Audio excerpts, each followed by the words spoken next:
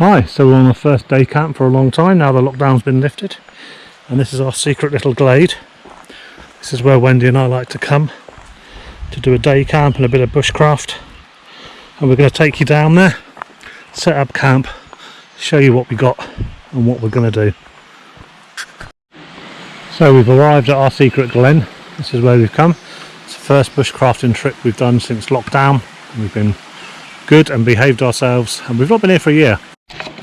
Okay, so thanks for joining us on our day out bushcrafting. Just thought I'd let you know what I'm wearing. This is a Tilly hat. It's a Tilly hiker hat.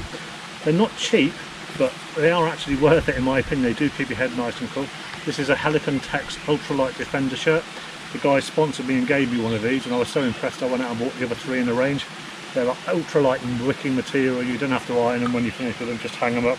Lots for use for pockets. A couple of pockets in here for ideal for travelling, putting your passports in there, a couple of Velcro areas there.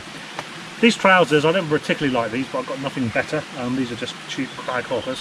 Thought I'd show you what I've got in my pockets as well. So I have a iPhone 11 Pro, which I'll use in conjunction with a GoPro to shoot today's action.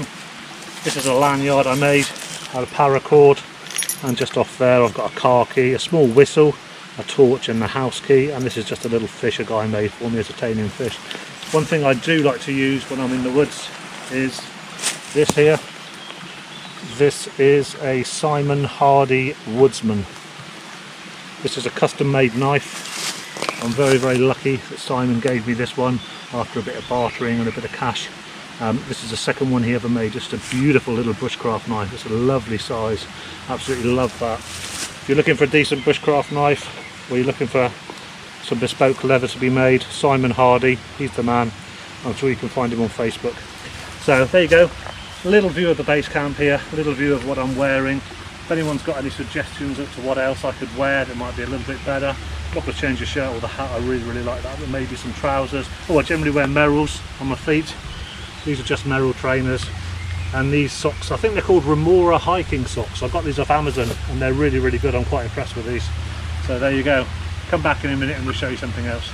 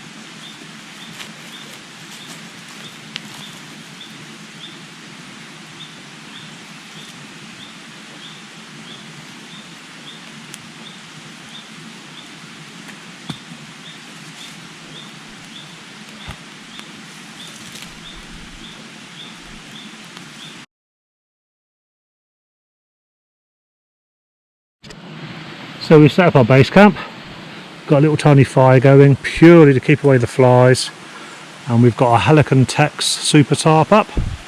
As you can see, I've got a chair, and the reason I've got a chair, the wife's laid down on a blanket there, is because I actually broke my ribs last time I came here. We had a hammock tied between there and there, a famous brand whose name I won't mention, but I basically fell down and cracked a couple of ribs.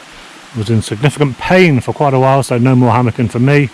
It was a defective hammock, so now I've bought a chair for a little bit more luxury, because I'm not very good at sitting on the floor.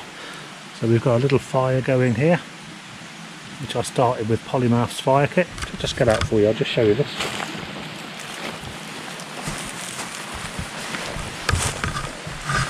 So this is our fire going, this is what I used.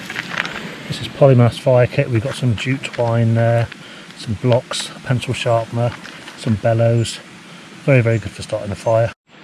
Okay, so we've got our little camp set up now. Just to let you know, this is a Polymath Phantom stove, and I've got some meths in there, and we're going to use the Helikon Tex camp mug on top of that one. This is the one we generally use when we're out and about as well. This is the Coleman F1 and the Primus, where we've got some pasta and sauce in there. and we're going to cook those up now for our lunch, so you can come back in a minute and see us doing that. Okay, so now we're cooking on gas, or propane I should say.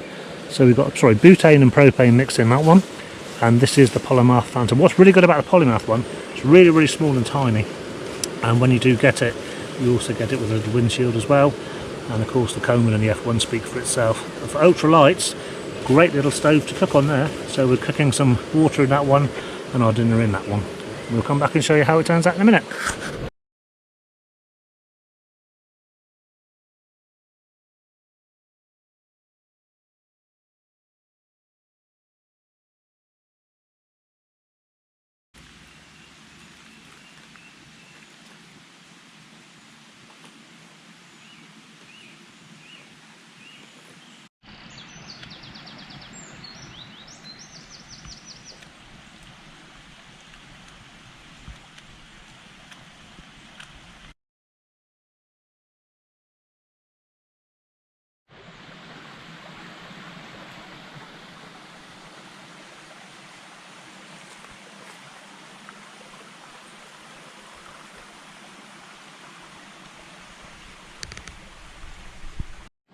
So we're coming to the end of our camp today. The fire's put out safely. Just having one cup of tea. Wendy's doing a bit of wood carving just before we go home. A couple of pointers I wouldn't mind, please. As you can see, that chair I'm using there, not ideal. Does anyone know of a lightweight chair they could recommend for short distances of walking, about a mile, that's not too heavy? And also, this is the watch I'm wearing while I'm bushcrafted. It's just a Seiko diver's watch.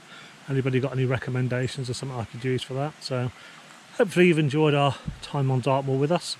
As you can see, we've had a nice little lunch here. We're just making a final cup of tea on the Polymath Phantom stove using the Helikon Tex cup.